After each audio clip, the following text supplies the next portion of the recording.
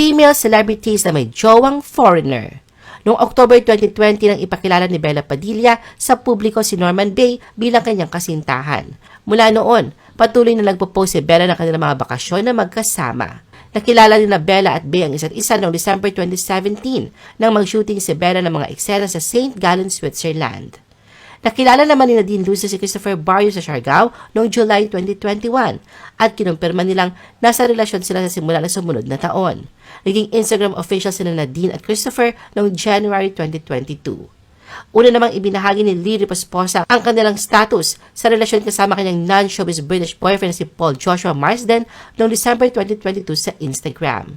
Engaged naman ang US-based singer na si Erica Villonco sa kanyang boyfriend na si Ross Salve, na bahagi ng DJ at producing duo na TAMA UCXI. Si Kylie Versosa ay nagbahagi ng litrato kasama ang kanyang bagong kasintahan sa Saint-Tropez sa France ngayon lang buwan na ito.